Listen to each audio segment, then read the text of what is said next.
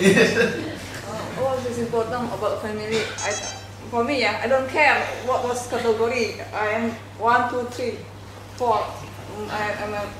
The most important for me is how to apply Buddhism in daily life. Because that's important to me too. That's I want to know.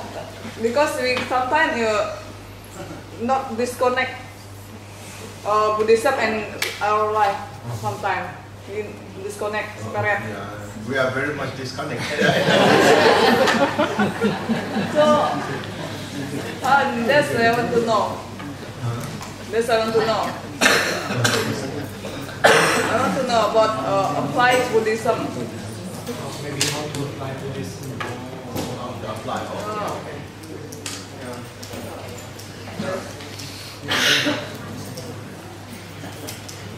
I think that's how one can be a perfect Buddhist. Yeah? The problem with us, why the practice is not so effective with, to many of us, the simple reason is we are not able to bring the advice of Buddha in our daily life. You know, I will give you an example, like for instance, like patient, you know, for instance. Patient plays a very important role to achieve success. Patient is source of friendship. Patient is source of success.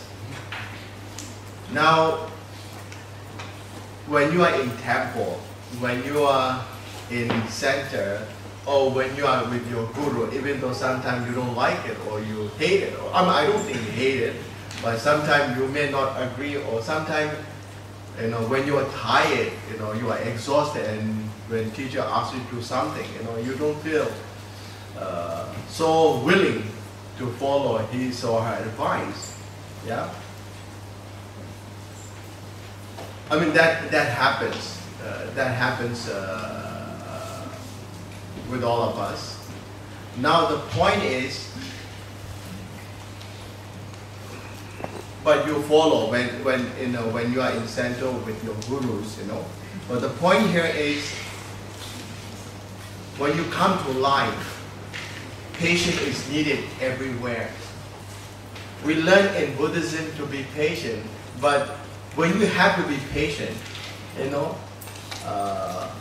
you can't be patient. Like someone says something, immediately you get angry, you know. When someone wants your time, immediately you are upset, you know. And when somebody says something, immediately you are, you know, unhappy. And similarly, you know, there are so many things like such as love and compassion, right effort, which is important. It helps us in many ways. But you know, when you are with a group of practitioners, with your teacher, that you are perfect Buddhist, you know. But when you start walking in the street, many times, you know, you are so impatient, you know. If someone haunts you from behind, you start shouting home, you know. And when you go to restaurant, you know, when your food comes late, you get angry, you know. Yeah. And when the food is like you know, sometimes if the waiter or waitress make mistake, immediately you are angry, you know. So when you use Dharma, many times we say, oh, I live in city, so I don't have a time to practice Dharma, you know. I don't have a time to practice Dharma because I'm so busy. But in fact, you have a perfect place to practice Dharma, in restaurant, in office, at home, you know. That's where we can practice whatever we learn here, you know. Patience, love and compassion. And there are so many other advice that, you know, you can bring to your daily life, you know, from breakfast to until you go to bed, you know.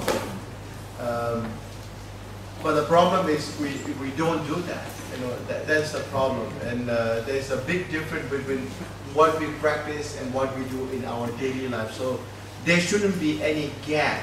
One has to fill up this gap there. So there should be no difference between practice and how we live in our life. Should be just one flow. If you can do that,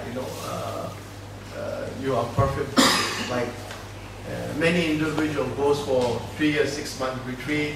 They spend so much time in retreat, and if Dharma is not observed in you, like 3 or 6 months doesn't make any difference. Like monkeys living in the forest.